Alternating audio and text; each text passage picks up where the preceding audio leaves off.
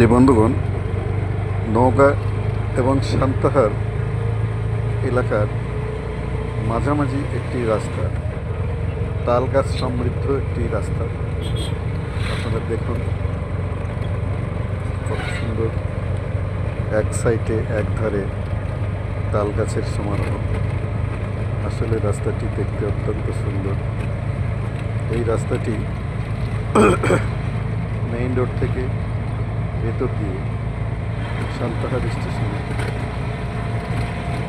চলে যায়।